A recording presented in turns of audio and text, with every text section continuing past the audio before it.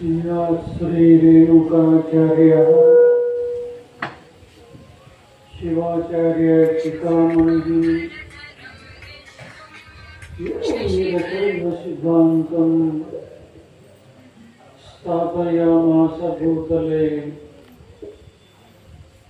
ಮಣ್ಣ ಕಣಕಣದಲ್ಲೂ ತಂಪು ತಣಿವುಗಳಿರಲಿ ಒಲವಿನೊರತೆಯು ಎಂದೂ ಬತ್ತದಿರಲಿ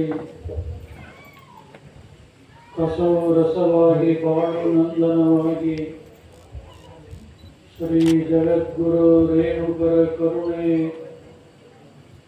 ಶ್ರೀ ಜಗದ್ಗುರು ರೇಣುಕರ ಕರುಣೆ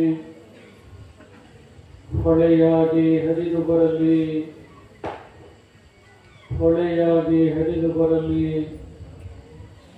ಹೊಳೆಯಾಗಿ ಹರಿದು ಬರಲಿ.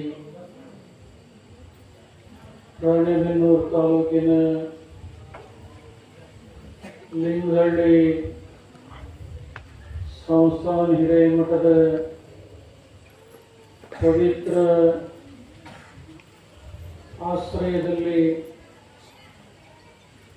ಜರುಗಿದಂಥ ಪೀಠಾರೋಹಣದ 33ನೇ ವರ್ಷದ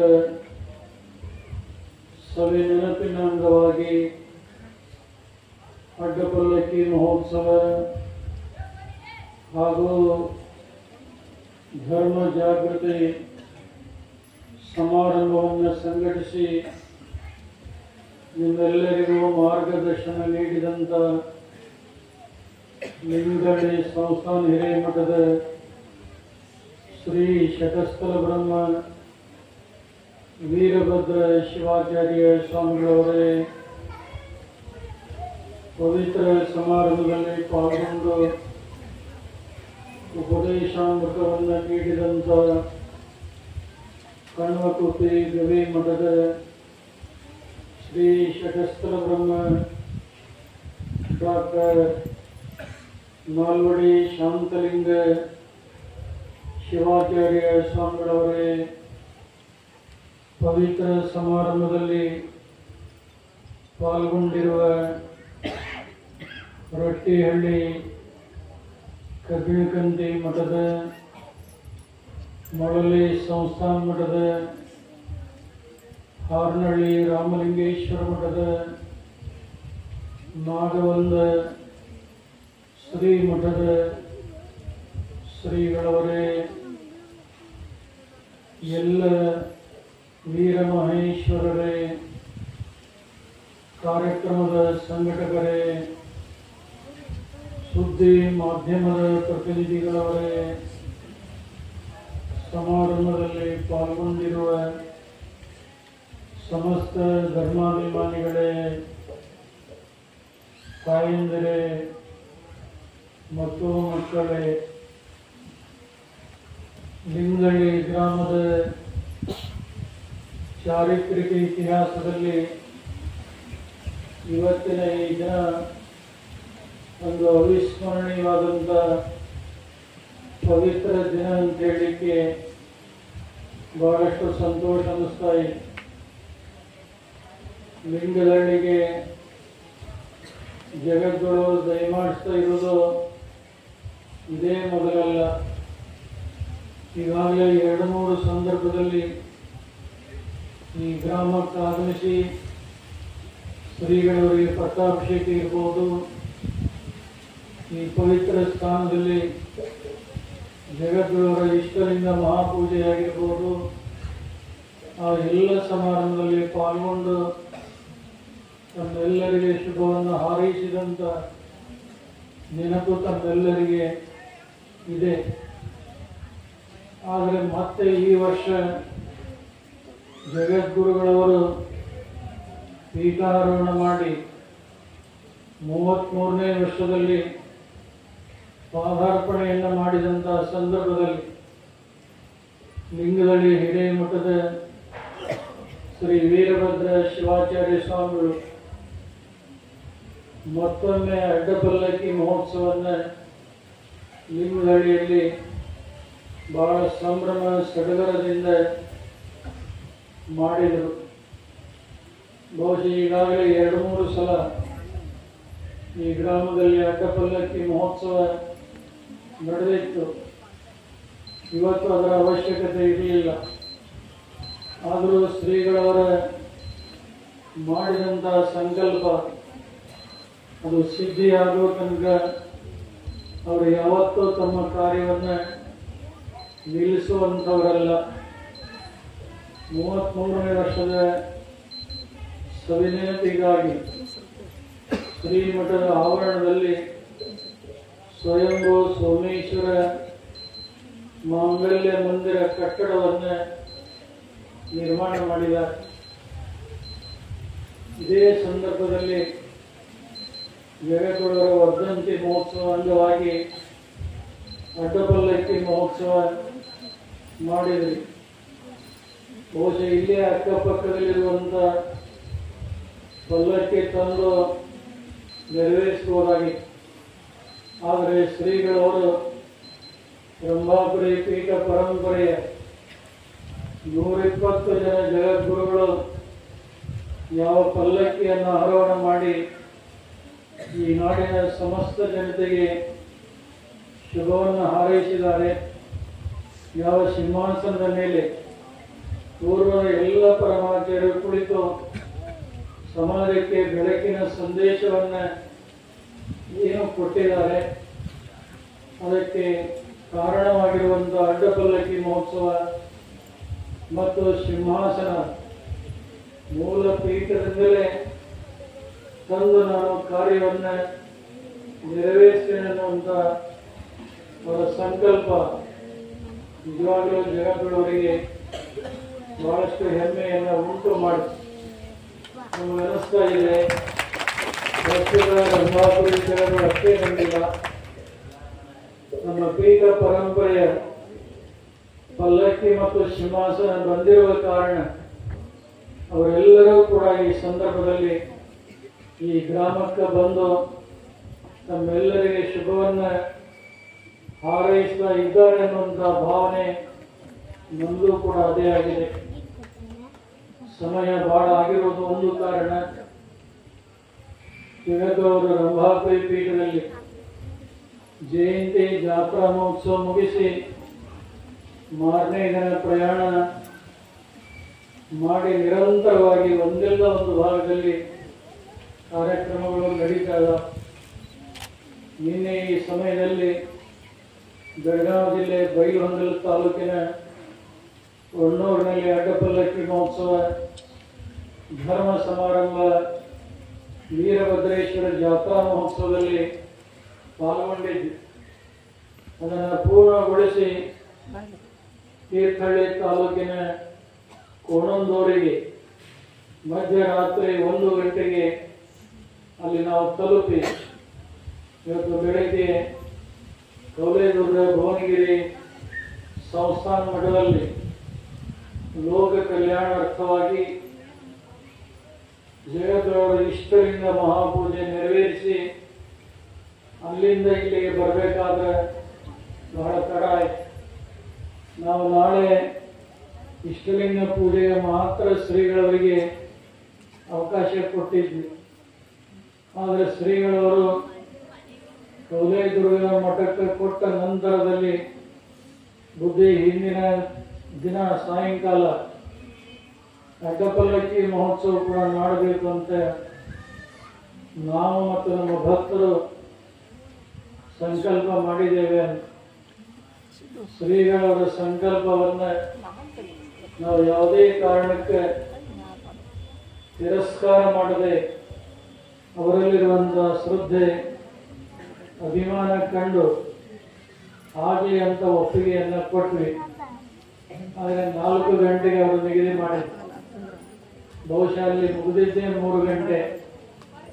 ಅಲ್ಲಿಂದ ನಿರಂತರವಾಗಿ ಬಹಳ ವೇಗದಲ್ಲಿ ಬಂದರೂ ಕೂಡ 6:30 ಇಲ್ಲಿಗೆ ಆಯಿತು.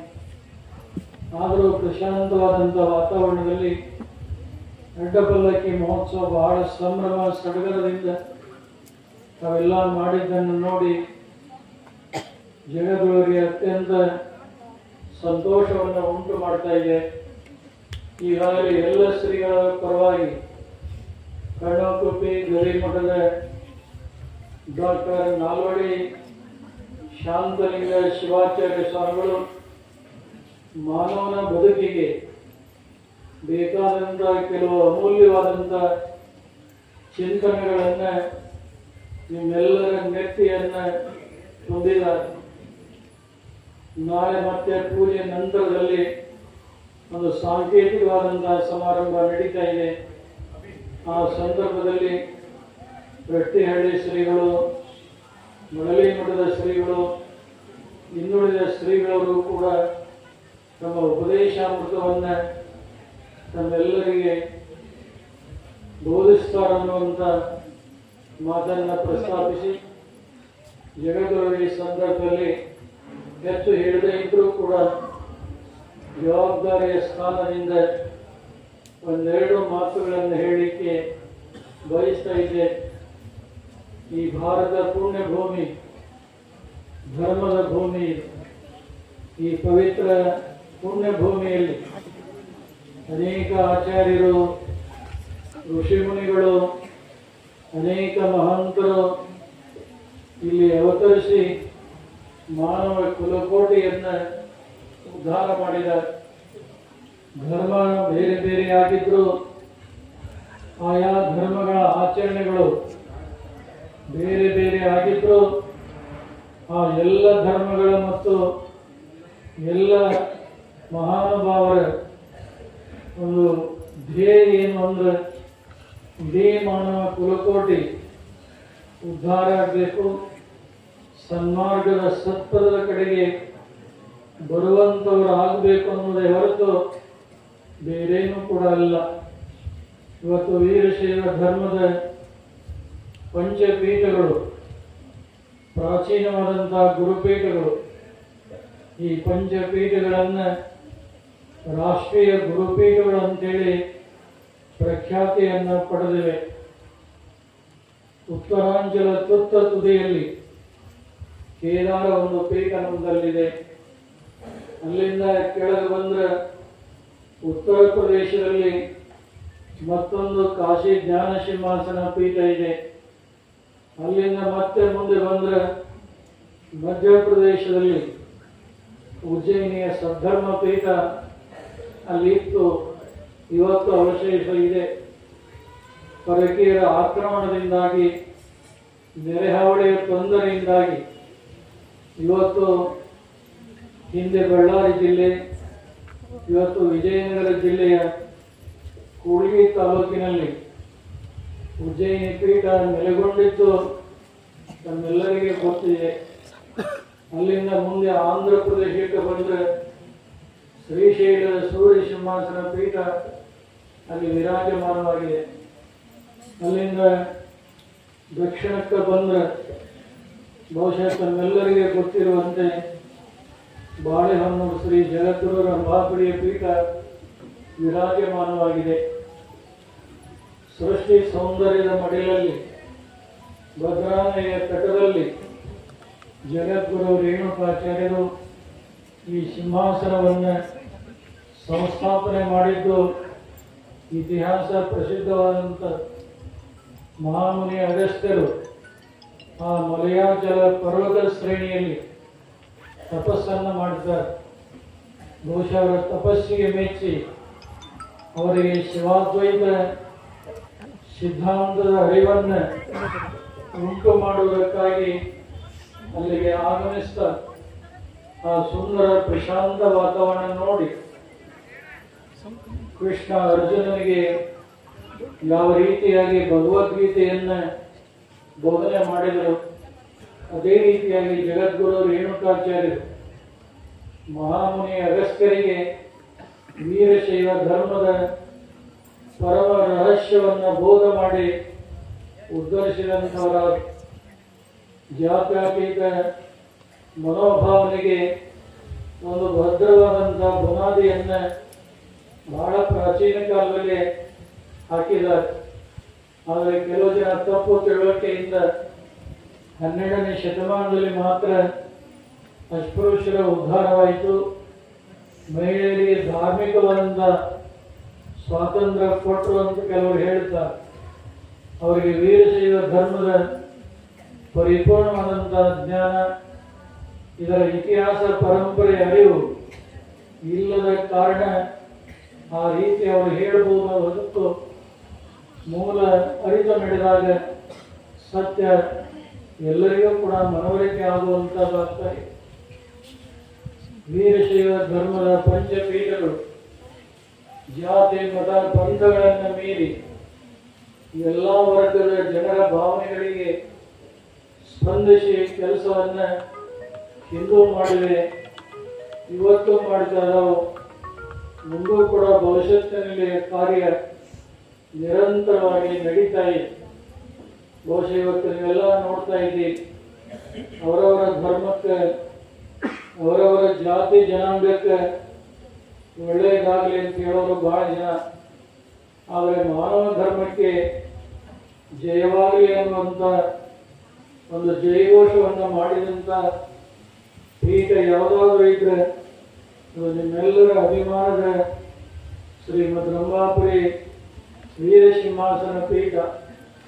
ಈ ಪೀಠದ 1919 ಜಗದ್ಗುರು ಸ್ಥಾನವನ್ನು ಅಲಂಕರಿಸಿದಂಥ ಪರಮ ತಪಸ್ವಿ ಶ್ರೀಮದ್ ರಂಭಾಪುರಿ ವೀರ ಗಂಗಾಧರ ಜಗದ್ಗುರುಗಳು ವೀರಭದ್ರನಂತೆ ಗರ್ಜಿಸಿ ದುಷ್ಟರನ್ನ ದೂರ ಮಾಡಿ ಸಮಾಜದಲ್ಲಿ ಸಾತ್ವಿಕ ಶಕ್ತಿಗಳನ್ನು ಬೆಳೆಸಲಿಕ್ಕೆ ಪ್ರಾಮಾಣಿಕ ಪ್ರಯತ್ನವನ್ನ ಮಾಡಿದರು ಅನ್ನುವಂಥದ್ದು ನಮಗೆಲ್ಲ ಗೊತ್ತಿದೆ.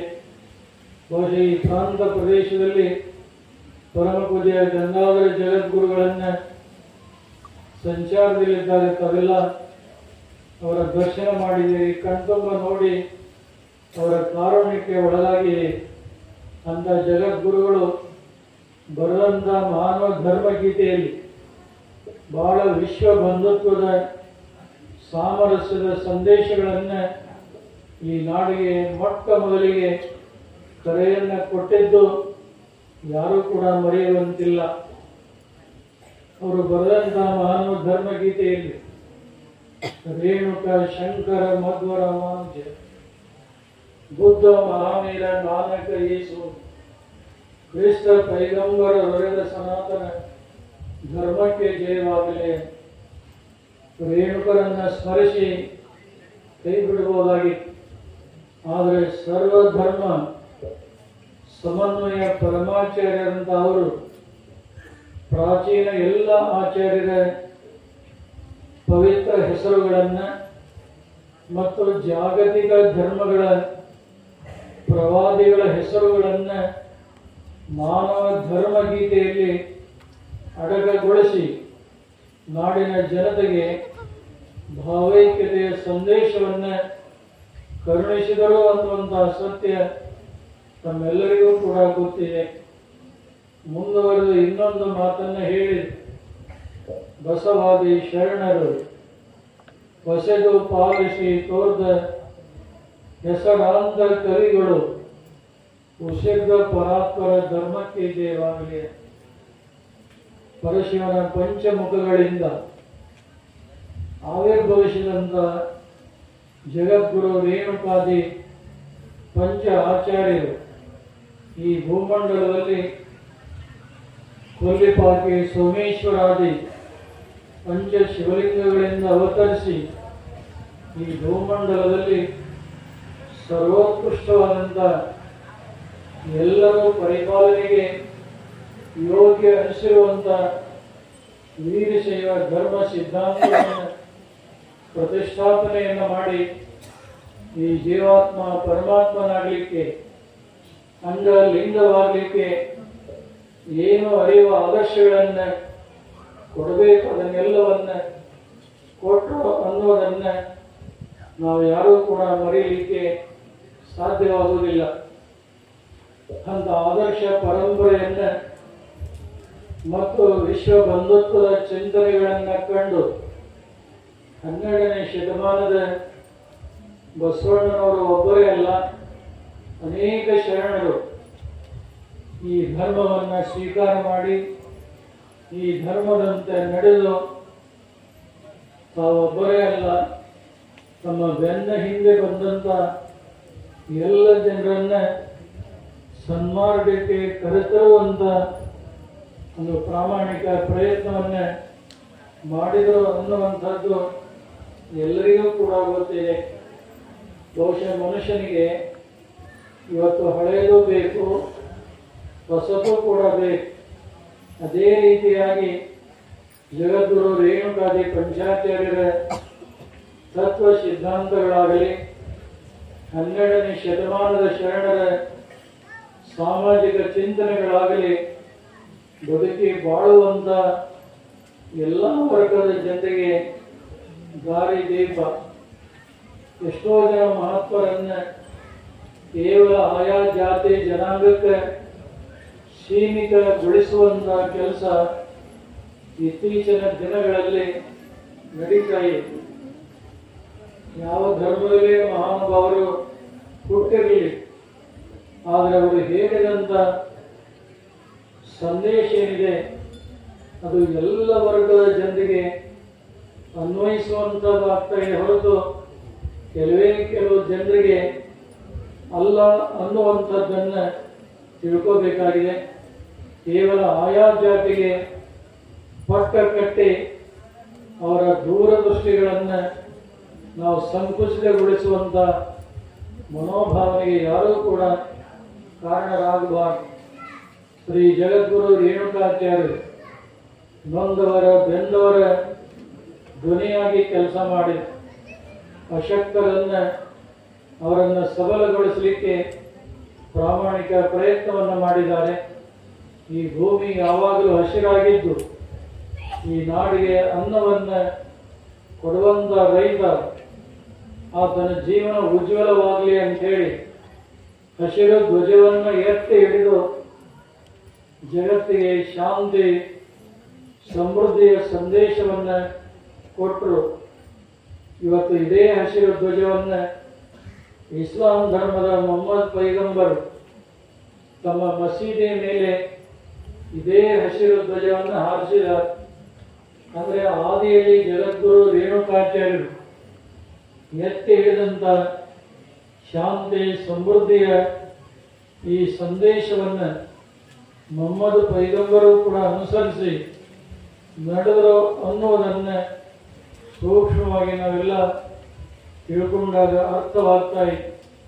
ಆದರೆ ಇವತ್ತಿನ ದಿನಮಾನಗಳಲ್ಲಿ ಧರ್ಮದ ಹೆಸರಿನಲ್ಲಿ, ಜಾತಿ ಹೆಸರಿನಲ್ಲಿ, ಭಾಷೆ ಹೆಸರಿನಲ್ಲಿ, ಪ್ರಾಂತೀಯ ಹೆಸರಿನಲ್ಲಿ ನಡೆಯಬಾರದಂಥ ಅನೇಕ ದುರ್ಘಟನೆಗಳು ನಡೀತವಲ್ಲ, ಇವು ಖಂಡಿತವಾಗಿ ಒಳ್ಳೆಯದಾದಂಥ ಬೆಳವಣಿಗೆ ಅಲ್ಲ ಅನ್ನುವಂಥ ಮಾತನ್ನು ಹೇಳಬೇಕಾಗ್ತಾ ಇದೆ. ಇವತ್ತು ಧರ್ಮ ಮತ್ತು ಜಾತಿಗಳ ವರ್ಗೀಕರಣದ ಈ ಸಂಘರ್ಷಮಯ ಕಾಲದಲ್ಲಿಯೂ ಕೂಡ ವೀರಶೈವ ಧರ್ಮದ ಪಂಚಪೀಠಗಳ ಬಗ್ಗೆ ಎಲ್ಲ ವರ್ಗದ ಜನ ಇವತ್ತು ಕೂಡ ಅದೇ ಅಭಿಮಾನ ಶ್ರದ್ಧಾಪೂರ್ವಕವಾಗಿ ನಡೆದುಕೊಳ್ಳುವುದನ್ನು ತಾವೆಲ್ಲ ನೋಡ್ತಾ ಇದ್ದೀವಿ. ವೀರಶೈವ ಪಂಚಪೀಠಗಳು ಅಂದ್ರೆ ದೇವರ ಮುಂದೆ ಬೆಳಗುವಂಥ ನಂದಾ ಜ್ಯೋತಿ ಇದ್ದ ಹಾಗೆ ಹೊರಗಡೆ ಬೆಳಕನ್ನು ಕೊಡುವಂಥ ಎಷ್ಟೋ ಸಾಧನೆಗಳು ಸಂಪನ್ಮೂಲಗಳು ಇರಬಹುದು. ಆದರೆ ಅವು ಯಾವ ಗಳಿಗೆಯಲ್ಲಿ ಆರಿ ಹೋಗ್ತಾವೆ ಹೇಳಲಿಕ್ಕೆ ಬರೋದಿಲ್ಲ. ಆದರೆ ದೇವರ ಮುಂದೆ ಹಚ್ಚಿದಂಥ ನಂದಾದೀಪ ಅದು ಯಾವಾಗಲೂ ತನ್ನ ಸಮತೋಲನವನ್ನು ಕಾಪಾಡಿಕೊಂಡು ಬೆಳಗುತ್ತಾ ಇರುವುದನ್ನು ನಾವೆಲ್ಲ ನೋಡ್ತಾ ಇದ್ದೀವಿ. ಆ ನಂದಾದೀಪಕ್ಕೆ ಎಷ್ಟು ಪಾವಿತ್ರತೆ ಇದೆ, ಅಷ್ಟೇ ಪಾವಿತ್ರತೆ ವೀರಶೈವ ಧರ್ಮದ ಪಂಚಪೀಠಗಳಿಗೆ ಇದೆ ಅನ್ನುವಂಥ ಮಾತನ್ನು ಈ ಸಂದರ್ಭದಲ್ಲಿ ಹೇಳಬೇಕಾಗ್ತಾ ಇದೆ. ರಂಭಾಪುರದವರು ಯಾವುದೇ ಭಾಗದಲ್ಲಿ ಹೋಗಲಿ, ಜಾತಿ ಮತ ಪಂಥಗಳನ್ನದೇ ಎಲ್ಲರೂ ಕೂಡ ಅಭಿಮಾನದಿಂದ ಸೇವೆಯನ್ನು ಮಾಡೋದನ್ನು ಕಣ್ಣಾರೆ ಕಂಡು ಸಂತೋಷ ಅನ್ನಿಸ್ತಾ ಇತ್ತು. ಈ ಲಿಂಗದಳ್ಳಿ ಗ್ರಾಮದಲ್ಲಿ ರಂಭಾಪುರಿ ಪೀಠದ ಪುತ್ರವರ್ಗ ಪರಂಪರೆಯ ಸಂಸ್ಥಾನ ಹಿರೇಮಠ ಇಲ್ಲಿ ವಿರಾಜಮಾನವಾಗಿದೆ. ಈ ಮಠದ ಗುರು ಪರಂಪರೆ ಅತ್ಯಂತ ಪವಿತ್ರತೆ ಉಳ್ಳಂಥದ್ದು. ಈ ಮಠದ ಪೂರ್ವದ ಎಲ್ಲ ಪಟ್ಟಾಧ್ಯಕ್ಷರು ಧರ್ಮಮುಖಿಯಾಗಿ ಸಮಾಜಮುಖಿಯಾಗಿ ಭಕ್ತರನ್ನು ಉದ್ಧರಿಸಿದಂಥ ಇತಿಹಾಸವನ್ನು ಕಾಣ್ತೇವೆ. ಆದರೆ ಹಲವಾರು ವರ್ಷಗಳ ಕಾಲ ನಿಂತು ಹೋದಂಥ ಈ ಮಠದ ಪರಂಪರೆ ಮತ್ತೊಮ್ಮೆ ಶ್ರೀ ವೀರಭದ್ರ ಶಿವಾಚಾರ್ಯ ಸ್ವಾಮಿಗಳವರಿಗೆ ಪಟ್ಟಾಧಿಕಾರವನ್ನು ನೆರವೇರಿಸುವುದರ ಮೂಲಕ ಈ ಮಠಕ್ಕೆ ಒಂದು ಪುನಶ್ಚೇತನವನ್ನು ಕೊಟ್ಟಿದ್ದು ತಾವೆಲ್ಲ ನೋಡಿದ್ದೀರಿ. ಪಟ್ಟಾಭಿಷೇಕದ ಸಂದರ್ಭದಲ್ಲಿ ಈ ಮಠದಲ್ಲಿ ಹೆಚ್ಚಿನ ಯಾವುದೇ ಕಟ್ಟಡಗಳು ಕಾಣ್ತಾ ಇದ್ದಿಲ್ಲ, ಖಾಲಿ ಜಾಗ ಇತ್ತಷ್ಟೇ. ಆದರೆ ವೀರಭದ್ರ ಶಿವಾಚಾರ್ಯ ಸ್ವಾಮಿಗಳು ಬಹಳ ಶ್ರದ್ಧಾವಂತರು, ಬಹಳ ಮುಗ್ಧರು. ಭಕ್ತರ ಭಾವನೆಗಳಿಗೆ ಸ್ಪಂದಿಸಿ ಅವರಿಗೆ ಧರ್ಮ ಸಂಸ್ಕಾರ ಬೋಧಾಮೃತವನ್ನು ನೀಡಿ ಈ ಭಾಗದಲ್ಲಿ ಒಂದು ಆಧ್ಯಾತ್ಮದ ಸಂಪತ್ತನ್ನು ಹೆಚ್ಚಿಸಿದಂಥ ಕೀರ್ತಿ ಅವರಿಗೆ ಸಲ್ತಾ ಇದೆ. ಕೇವಲ ಅವರು ಪಟ್ಟಾಧ್ಯಕ್ಷರು ಅಷ್ಟೇ ಅಲ್ಲ, ಒಬ್ಬ ಸರ್ಕಾರಿ ಅಧಿಕಾರಿಗಳಾಗಿ ತಮ್ಮ ಕರ್ತವ್ಯವನ್ನು ಕೂಡ ಬಹಳಷ್ಟು ಪ್ರಾಮಾಣಿಕತೆಯಿಂದ ಬಹಳಷ್ಟು ದಕ್ಷತೆಯಿಂದ ಅವರು ನೆರವೇರಿಸಿಕೊಂಡು ಆ ಇಲಾಖೆ ಎಲ್ಲ ಅಧಿಕಾರಿಗಳ ಪ್ರೀತಿ ವಿಶ್ವಾಸಗಳನ್ನು ಗಳಿಸಿಕೊಂಡಿದ್ದಾರೆ.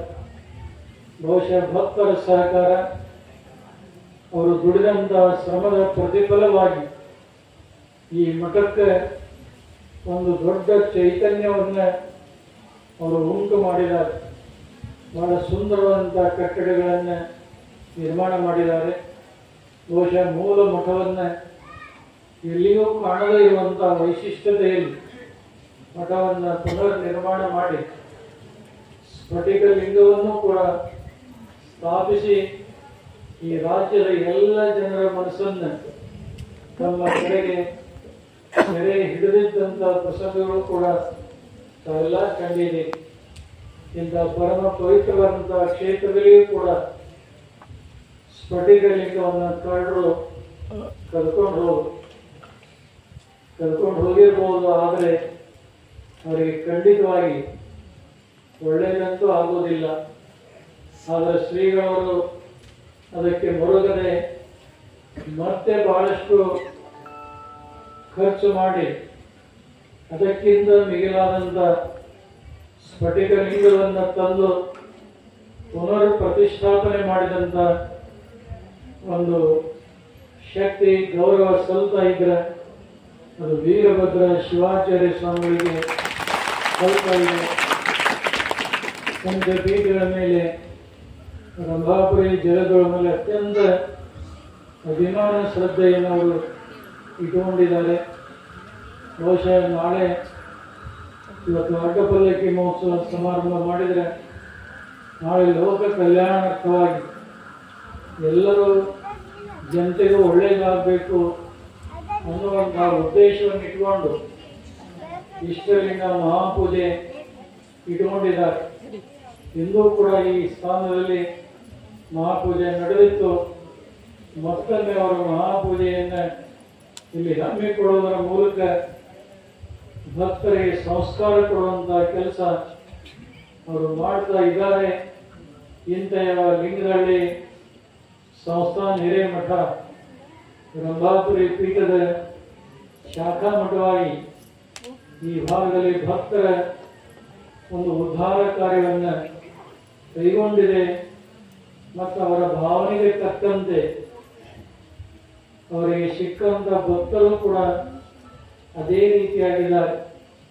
ವೀರಭದ್ರ ಶಿವಾಚಾರ್ಯ ಸ್ವಾಮಿಗಳು ಏನು ಹೇಳ್ತಾರೋ ಹೇಳಿದಂಥ ದಾರಿಯಲ್ಲಿ ನಡೆಯುವಂಥ ಭಕ್ತ ಸಮುದಾಯ ತಾವೆಲ್ಲ ಆಗಿದ್ದೀರಿ. ಆ ಕಾರಣದಿಂದಲೇ ಈ ಮಠಕ್ಕೊಂದು ಹೊಸ ಸ್ವರೂಪ ಇಲ್ಲಿ ನಾವು ನೀವೆಲ್ಲ ಕಾಣುವಂಥವರಾಗಿದ್ದೇವೆ. ಜಗದ್ಗುರುಗಳ ಮೇಲಿನ ಅಭಿಮಾನದಿಂದ ಯಾವ ಜಗದ್ಗುರು ರೇಣುಕಾಚಾರ್ಯರು ಸೊನಲಪಾಕ ಸೋಮೇಶ್ವರ ಕ್ಷೇತ್ರದಿಂದ ಅವತಾರ ತಾಳಿದ್ರು. ಅಂತ ಪವಿತ್ರ ನಾಮವನ್ನೇ ಶ್ರೀ ಸ್ವಯಂಭೂ ಸೋಮೇಶ್ವರ ಮಾಂಗಲ್ಯ ಮಂದಿರ ಈ ಪವಿತ್ರ ನಾಮವನ್ನಿಟ್ಟು ನಾಳೆ ಅದನ್ನು ಲೋಕಾರ್ಪಣೆ ಮಾಡುವಂಥ ಒಂದು ದೊಡ್ಡ ಕಾರ್ಯವನ್ನು ಶ್ರೀಗಳವರು ಕೈಗೊಂಡಿದ್ದಾರೆ. ಇನ್ನೂ ಅನೇಕ ಹಲವಾರು ವಿಧಾಯಕ ಮತ್ತು ರಚನಾತ್ಮಕ ಕಾರ್ಯಗಳನ್ನು ಶ್ರೀಗಳವರು ಏನು ಮಾಡ್ತಾ ಇದ್ದಾರೆ. ಆ ಕಾರ್ಯಗಳನ್ನು ಎಲ್ಲ ಭಕ್ತರು ಜಾತಿ ಮತ ಪಂಥಗಳ ಭೇದ ಎಣಿಸದೆ ಎಲ್ಲರೂ ಕೂಡ ಅತ್ಯಂತ ಅಭಿಮಾನದಿಂದ ಶ್ರೀಗಳವರ ಧರ್ಮ ಕಾರ್ಯಕ್ಕೆ ವಿಶೇಷವಾದಂತಹ ಸಹಾಯ ಸಹಕಾರವನ್ನು ಸಲ್ಲಿಸುತ್ತಾ ಇದ್ದಾರೆ. ಇನ್ನೂ ಕೂಡ ಹೆಚ್ಚಿನ ರೀತಿಯಲ್ಲಿ ಸಹಕರಿಸಿ ಈ ಪವಿತ್ರ ಸ್ಥಾನವನ್ನು ಇನ್ನಷ್ಟು ಮತ್ತಷ್ಟು ಬೆಳೆಸ್ತೀರಿ ಅನ್ನುವಂಥ ವಿಶ್ವಾಸವನ್ನು ಈ ಸಂದರ್ಭದಲ್ಲಿ ವ್ಯಕ್ತಪಡಿಸಿ, ಸಮಯ ಬಹಳ ಆಗಿರುವ ಕಾರಣ ಜಗದಲ್ಲಿ ಕೂಡ ಬಹಳಷ್ಟು ಪ್ರವಾಸ ಮತ್ತು ಕಾರ್ಯಕ್ರಮಗಳ ಧ್ವನಿವಾಗಿರುವ ಕಾರಣ ಹೆಚ್ಚಿಗೆ ಮುಂದುವರಿಸದೆ ಈ ಪವಿತ್ರ ಸಮಾರಂಭದಲ್ಲಿ ಪಾಲ್ಗೊಂಡಿರುವಂಥ ತಮ್ಮೆಲ್ಲರಿಗೆ, ವೇದಿಕೆಯ ಮೇಲಿರುವಂಥ ನಮ್ಮೆಲ್ಲ ಶ್ರೀಗಳಿಗೆ, ಸಹಕರಿಸಿ ಸೇವಾ ಮಾಡಿದಂಥ ಎಲ್ಲ ಸಕಲ ಸದ್ಭಕ್ತರಿಗೆ ಪರಮ ದಯಾಳು ಪಾರ್ವತಿ ಪರಮೇಶ್ವರರು, ಜಗದಾದಿ ಜಗದ್ಗುರು ರೇಣುಕಾದಿ ಪಂಚಾಚಾರ್ಯರು, ಕ್ಷೇತ್ರನಾಥ ವೀರಭದ್ರ ಸ್ವಾಮಿ, ಈ ಲಿಂಗದಳ್ಳಿ ಹಿರೇಮಠದ ಕುಲದೈವ ನಿಮ್ಮೆಲ್ಲರಿಗೂ ಆಯುಷ್ಯ, ಆರೋಗ್ಯ, ಭಾಗ್ಯ, ಸುಖ ಸಂಪದಗಳನ್ನು ಕೊಡಲಿ ಅಂತೇಳಿ ಹಾರೈಸಿ ಈ ಸಂದೇಶಕ್ಕೆ ವಿರಾಮ ಕೊಡ್ತಾ ಇದ್ದೇನೆ. ಶಿವಭೂಯ.